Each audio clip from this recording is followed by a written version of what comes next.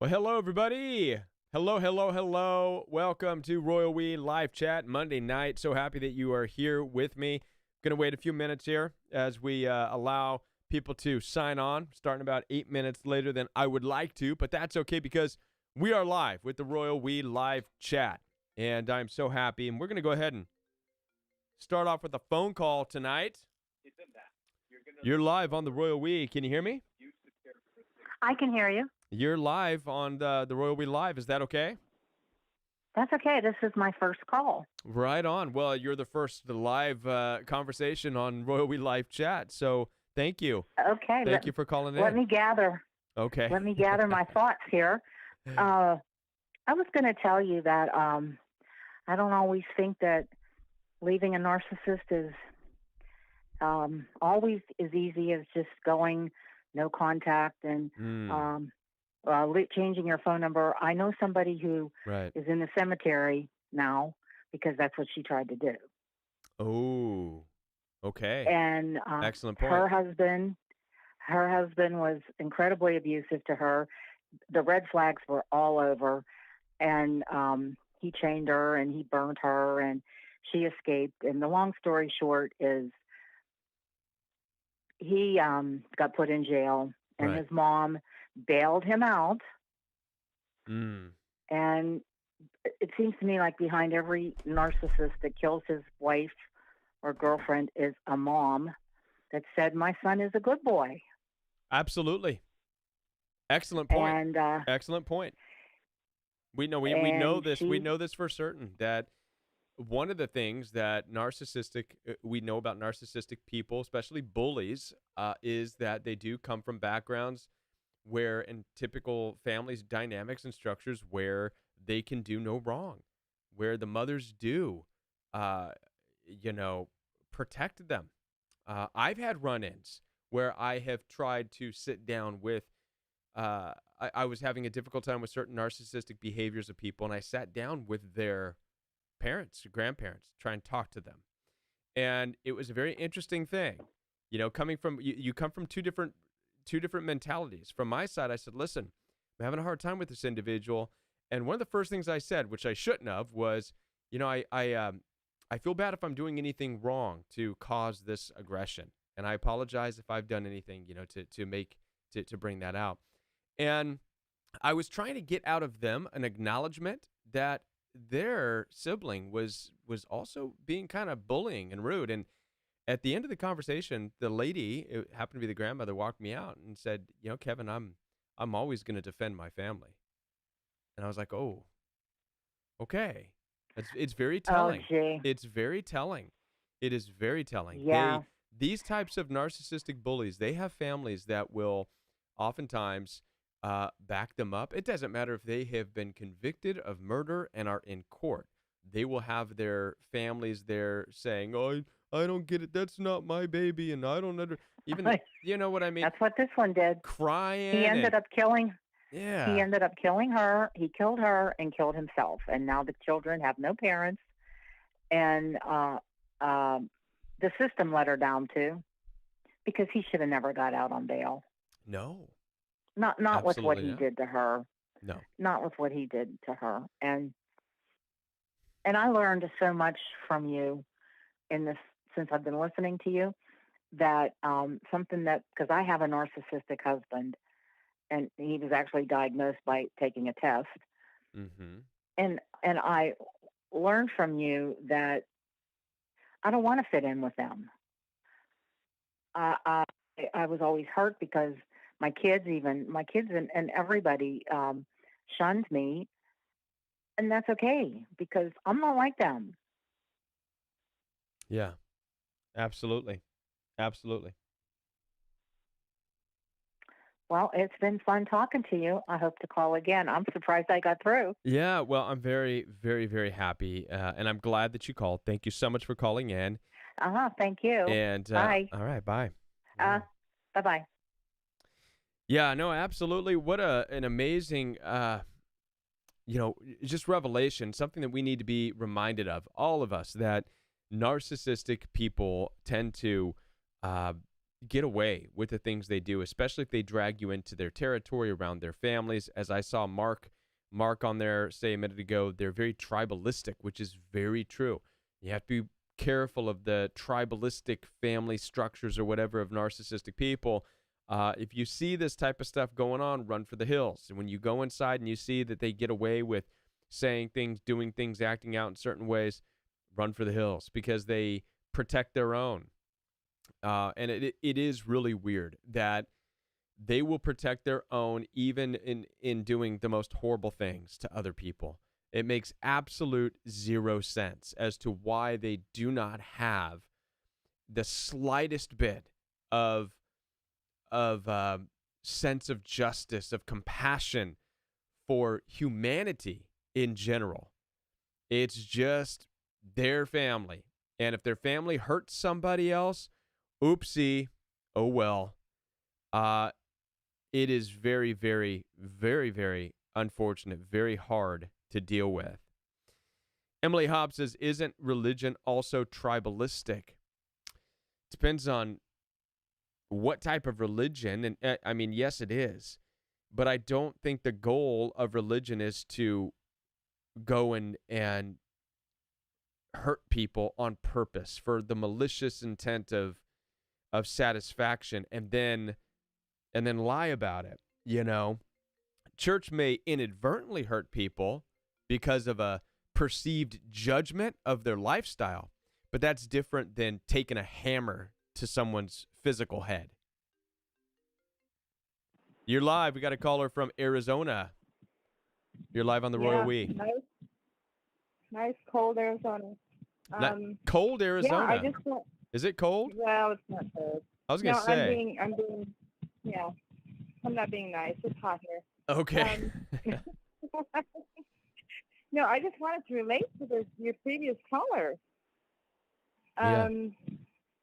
When I had my son, which he's almost 30 now, but when I first had him, and I had gone to get an ultrasound, and my husband's oldest son came to the house, and I showed him we had at that time we had VCR, and I showed him a tape, and he told me, and it was just like kind of out of the blue, but he told me, he said, that no matter what any of us do in the family, even if we commit murder, my dad would defend us. You know that, right? Yeah. And I was so taken aback by that conversation, even to this day, almost 30 years ago. But now, it's 30 years has gone by. And so, I have experienced all of the things that we experienced when we were married to a narcissist. And, have been divorced now for 10 years. Thank goodness. Yeah. But isn't it odd how, we're given that right up front and we ignore it? Yep. Yeah, we do. We don't believe it. It's like we don't believe it. We can love them enough. We can pray and we believe that we can fix them. Yeah.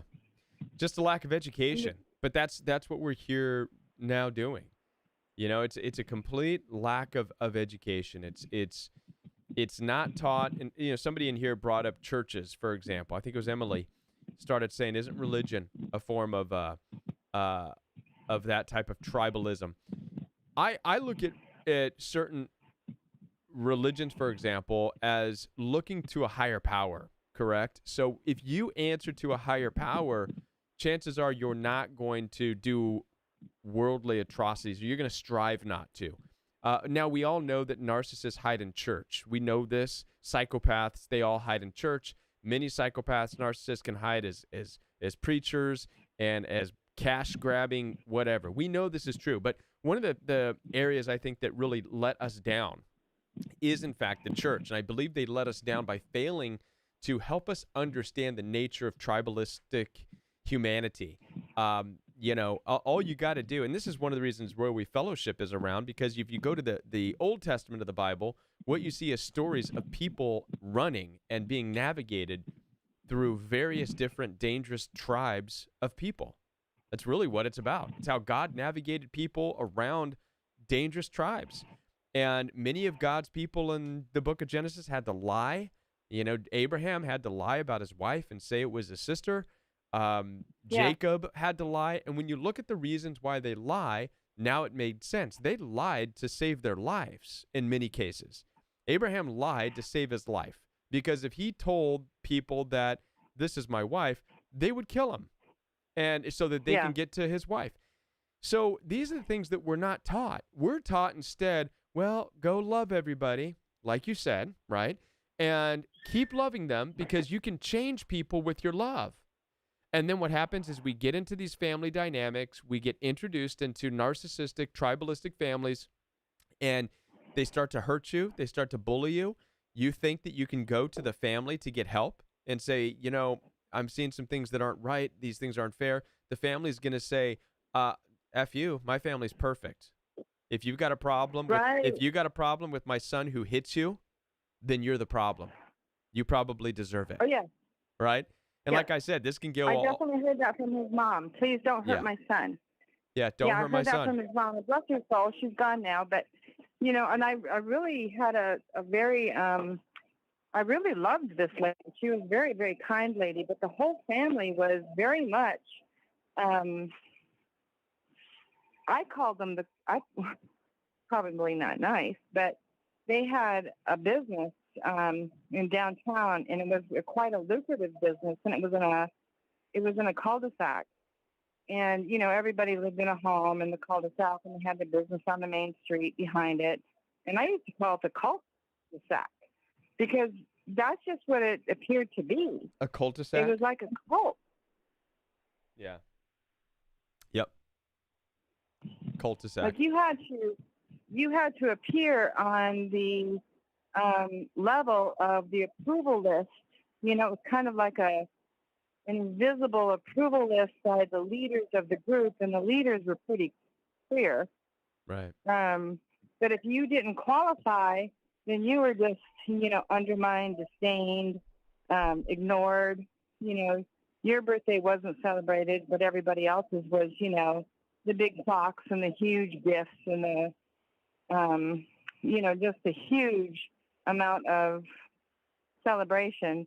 But Right. when your birthday came around, it was like you didn't exist. Yep. Yep. That's how That it was is. me. I did not exist. That's how it is. Yeah.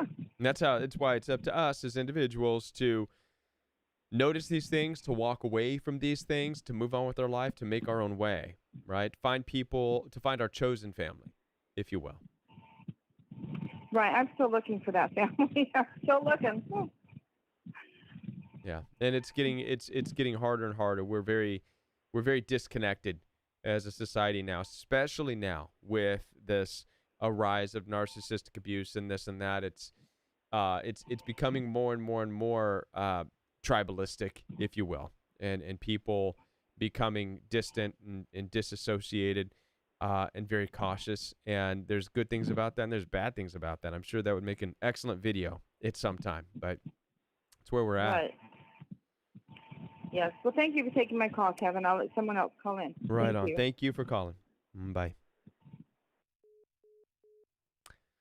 I appreciate the phone calls right away. 2 phone calls came in and great conversations and good topics, good things to talk about, great things for us to try to understand in this world of narcissism. And, you know, one of the things that we have to understand is that narcissistic abuse isn't going anywhere. These the bullying personalities that narcissistic abuse, psychopaths, sociopaths have is still very real, still very prevalent. People are going to be experiencing abuse in this manner every single day. It's an awakening experience for people who go through this type of physical, mental, emotional abuse that awakens different senses, awakens us to the reality of the need to be able to protect and defend ourselves. But at the same time, it grows us in areas where we need to put away a lot of the thoughts and behaviors that we once had, particularly around feeling extremely safe around all kinds of people, because that's just not the case. And anyhow, thank you all for being here. I hope everybody's doing great on this Monday night. Emily asks, why do narcissists especially like to prey on genuine and authentic people? That's a good question, and that deserves a video as well. Why do they prey on genuine and authentic people? And I believe it's because a narcissist, number one, doesn't really believe that genuineness and authenticity is a real trait. They probably, well, they not probably, most narcissistic people view the world as people is inherently evil. People is all broken. When they come across somebody who is genuinely authentic and genuine in nature, it rubs them the wrong way. They don't like it. How they look at it is somebody acting and pretending, and therefore they strive to target that individual for one of two reasons. Okay, number one, if they can provoke that person into fighting with them on their level, well, then they've won. And this is typically what happens. They provoke an individual to fight. They provoke a person into being a liar. They provoke a person into being crazy. Basically, it's saying, see, you're not better than anybody else, right? Because if you look at characteristics like authenticity and genuineness, I mean, those are great qualities. That would make somebody better.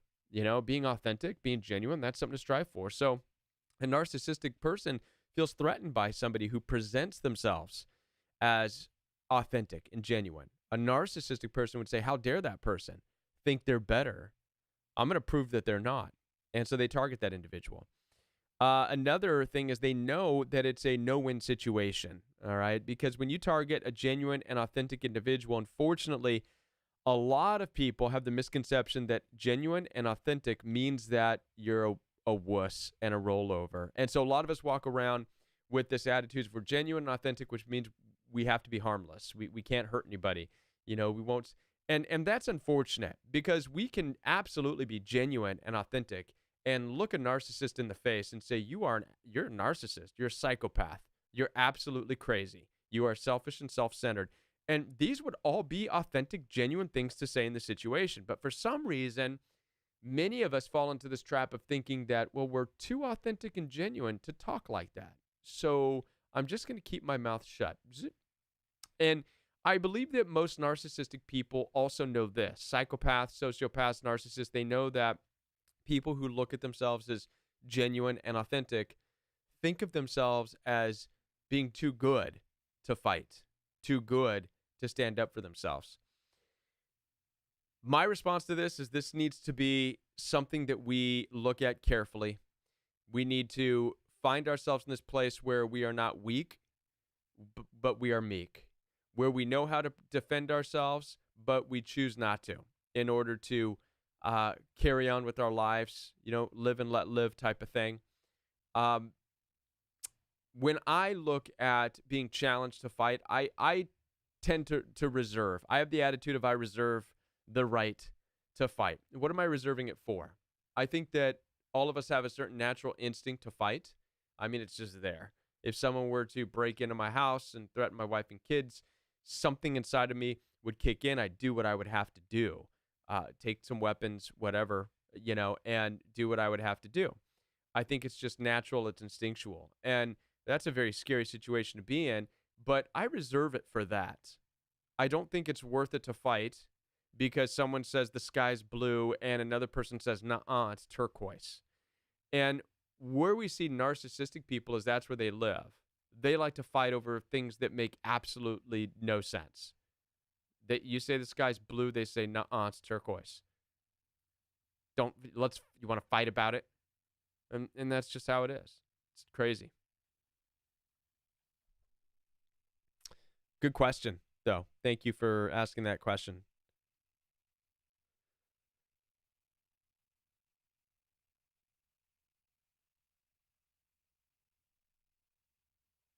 Laura says, I disagree with something regarding my sister's divorce, and now I'm cut off from my sister, brother, and mom. Yeah. That's crazy. I'm sure, Laura, that what you disagreed with is probably something that just wasn't fair at all to the other spouse or to the kids even. And it does suck because your sister and your mom and your brother will all be, oof, how could you not agree with us? We deserve everything because we're all powerful. Very selfish. Very, very, very, very, very crazy. Any more questions? And also, you're welcome to call in live. Telephone is posted. Hopefully, you guys, you guys and gals, can see the telephone number up there. It's posted. Today's video I uploaded was a little bit different. I talked about, and I'm talking about the video on the Royal We channel. I talked about protecting marriage from narcissistic abuse from the outside, from siblings, mother-in-law, father-in-law, brothers and sisters-in-law, even friends. And I decided to put that out there because, a lot of people just talk about narcissistic abuse within marriage or within relationships or in boyfriend and girlfriend or in dating. But narcissistic abuse comes from all different corners of your life. It doesn't matter if you're single and you're dealing with a narcissist you're trying to date, or you can be married to the perfect person for you. Yet what you realize you're up against are narcissistically abusive people in your own families, in your backgrounds, who are attacking your marriage. Cousins and siblings and friends. And that gets very rough too. So today's video was on being able to protect your marriage when you have a good marriage and you can't understand and you can't cope with and you can't deal with siblings who are attacking your marriage. Here's the very interesting twist about this, and I know this happens all the time. This is what makes it so scary. This is what makes it so difficult to understand. But when you're in a marriage, and let's say in the actual marriage, you're in agreement with one another, you're on the same path. Naturally, as a married couple, you're going to start to form your own family and do your own things.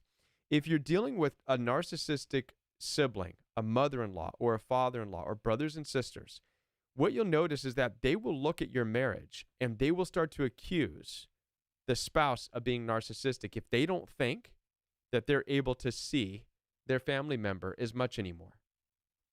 And then they'll start to attack and say, they're with the narcissist and they're isolating. They're isolating our sister. They're isolating our brother. When they're not isolating, they're just being a married couple. And so they'll use all of these words and these tactics against the married couple. And I've had a phone call where I actually dealt with this. I had a mom contact me and she had an accent, a Latin accent, and she called me just frantic. I've been watching your videos. Would you call my son and tell him he needs to get away from his narcissistic wife? She's hurting him. She's hurting him bad, and I can't stand it. And I'm like, whoa, calm down. What's going on? My son, he's married to a narcissist, and he's isolating her. Or no, she's isolating him, and she's going to ruin his life. And and she was really good, digging deep into this her son's wife. And I had to calm her down. I said, listen, I can't just call him and tell him his wife is a narcissist for you. Why isn't he calling me? If it's that bad, he should be the one calling me. He won't call you because he thinks he's in love. You know how these narcissists work. He thinks he's in love. You've got to tell him. You've got to help him. And I was like, whoa. I said, I'll tell you what. You give him my number, and he's more than welcome to contact me if he needs help. And so about, 15, 20 minutes later, I do get a call from the guy. And I thought maybe she was right. And he says, hello, is this Kevin? I said, yes. And he said, my mom gave me your number, told me I needed to call you. And I said, oh, yes. I said, your mom is concerned about your wife and your marriage. And his response was, man, the only concern and the only problem with my marriage is my mom. She has not left us alone since we got married. She has tormented my wife. She's tormented me with her phone calls, accusing my wife. We have not been able to have a peaceful marriage because of her.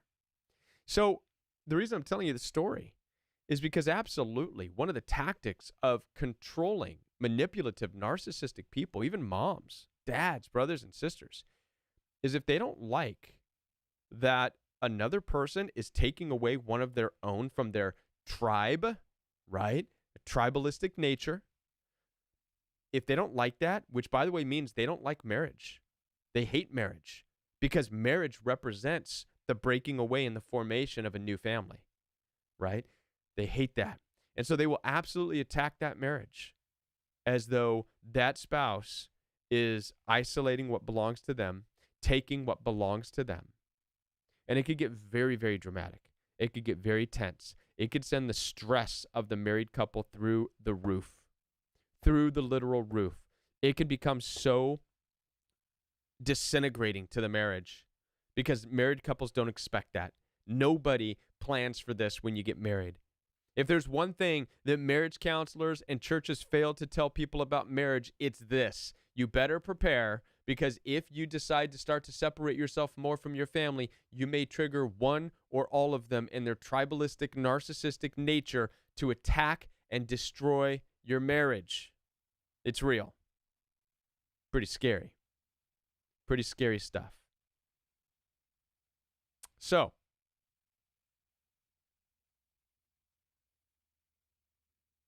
yeah.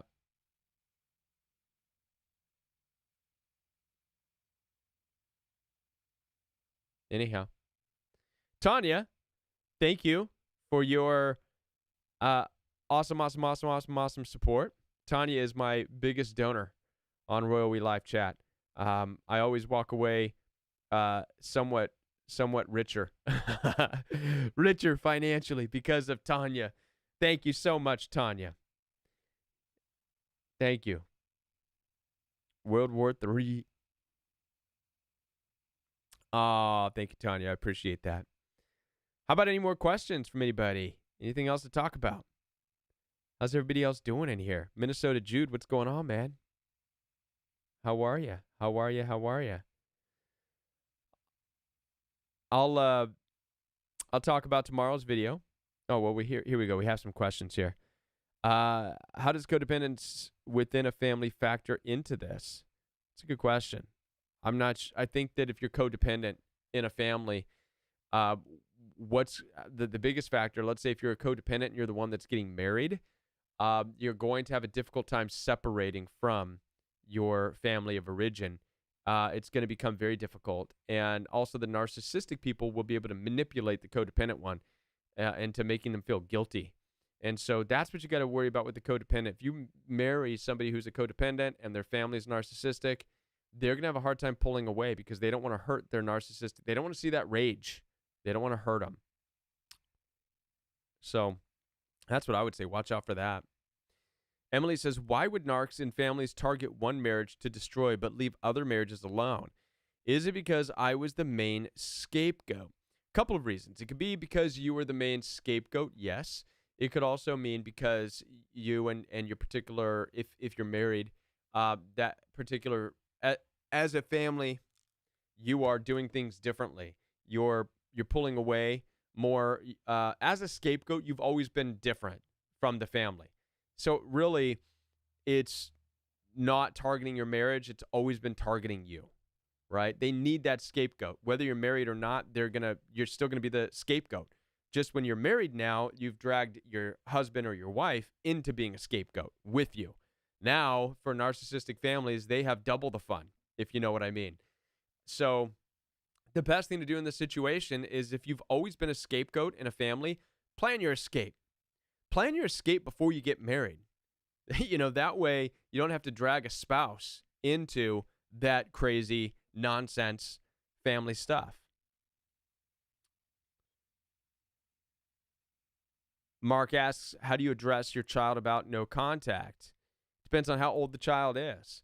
If they're of an age where they can understand no contact and understand that it's for their safety, it's for their protection, and it's for the protection of everybody involved, and you're able to explain that, then they're old enough to understand no contact. If they're not able to understand that, they're not going to get it, because that's what no contact is. No contact is about boundaries for self-protection. If the child's not a place where they need to feel they need to self-protect from a particular person, they're not going to understand no contact. Unless it's dealing with bullies, right? They'll understand that. Don't have any contact with the bullies, right? Find another way home.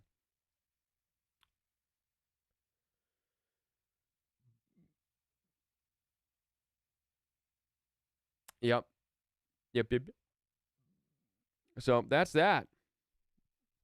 Tomorrow's video, I'm going to go back to some basics for tomorrow's video upload. Tomorrow's video is going to be just a classic, typical narcissistic topic. What does a narcissist do when you finally leave a relationship? That's going to be the topic of tomorrow's video that's going to be uploaded by 1 o'clock p.m. Central Standard Time. So in this video, we're just going to revisit and visit the topic of what you can expect when you walk away from a narcissistic person. I break it down into four different things that you can expect to happen, 4 things that are typical. One would be a smear campaign. Let me see. I got the notes right here. Well, we talk about it. So the first thing to expect is a narcissist will launch a smear campaign, what it looks like, how you'll identify that. The second thing that we'll discuss is a narcissist may resort to various stalking tactics. So even though they're launching a smear campaign, talking about how crazy you are, they will also simultaneously stalk you. So we'll talk about the stalking tactics, which social media makes a lot easier. You'll find that narcissistic people, when you walk away from them, they will pop up on your social media feeds, Facebook, Instagram, whatever. And I'll talk about why, it's basically them saying, hello, I'm still here. You can't get rid of me type of thing. The third thing that's going to be talked about in the video is narcissists will start to exaggerate the grandiosity in their own lives. They will start to live it up, new supply, large get-togethers, parties, really acting it up, right? The grand finale type of thing. They do this for a couple of reasons. To, number one, make you feel jealous, like you're missing out. Number two, show everybody that they're good and awesome and fun, and anybody who left them is lousy, weak, and dumb, right? And then the last thing is that number 4, the fourth thing we're talking about is that they eventually fade away, which is the good news, the light at the end of the tunnel. But narcissistic people will fade away after you leave their life. It may take 1, 2, 3, 4 years, but eventually they fade away if and only if they're not getting anything out of the previously mentioned things. So that's what tomorrow's video is going to be, and I'm excited to get that out to you. Hopefully it's going to be like a refresher, some basic information, but it's needed. It's needed. All right. How long does the smear campaign last? Maria, great question, especially for the live community here. Maria asks, how long does a smear campaign last? You want to know what the answer is? It lasts as long as you allow it to. I'm going to say it again. Smear campaigns last as long as you allow them to.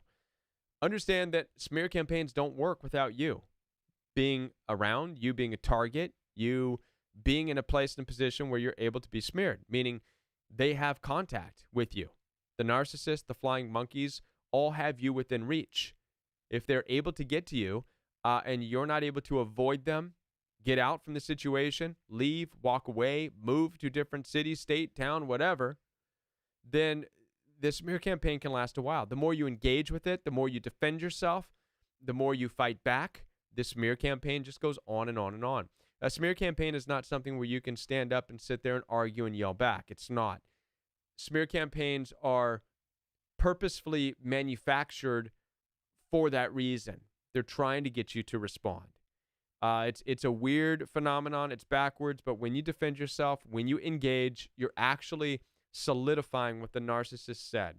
So you need to understand that you have to carefully know how to dismantle a smear campaign simply by ignoring a lot of it, not paying any of it attention, moving on with your life, being kind to the people who you're supposed to be kind to, right? And making it very difficult for the flying monkeys, if you will, the narcissist friends, making it difficult for any of them to contact you or to get to you. Focus on you. Can't control what they say, focus on you. Minnesota Jude said it perfectly.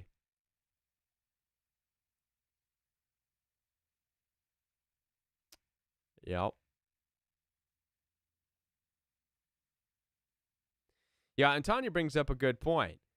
I'm sure a few of mine will smear me until the end of their days. Me too. Me too. I'm pretty positive. There's people who are no longer in my life, and that's the key, who will smear me till the end of days, right? Narcissistic people just need to smear others. Understand also that it's not just you.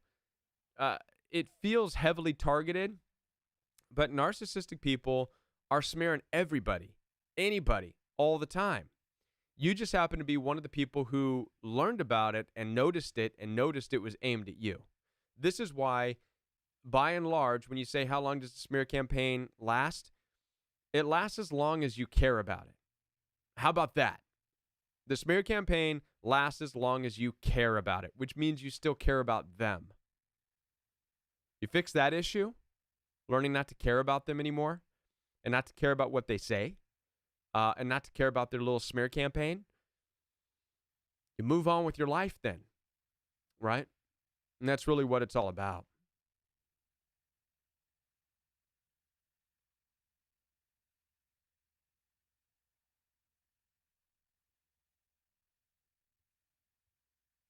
All right. Well, listen up, everybody. Friends and family and Royal We communities, it is time to wrap it up. I want to thank you all for being a part of Royal We Live Chat this Monday night. So happy that you all were able to make it here. And to the callers, thank you very much for calling in. Very, very, very happy to hear from you. Looks like everybody's doing good. We will be back here next Monday night for sure on Royal We Live Chat.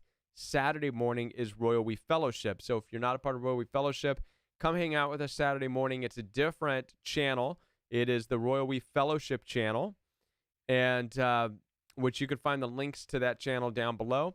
We are currently in the book of Exodus, and we're making our way through. So subscribe to that channel. Join us on Saturday morning Royal We Fellowship, and be here for Royal We Live Chat next Monday night. And also tomorrow afternoon, look for the video on what to expect when a narcissist, or when you leave a narcissist. What can you expect? That's going to be uploaded tomorrow afternoon on the Royal We channel. And have a great night, everybody. All right. Blessings. We'll talk to you later. Bye.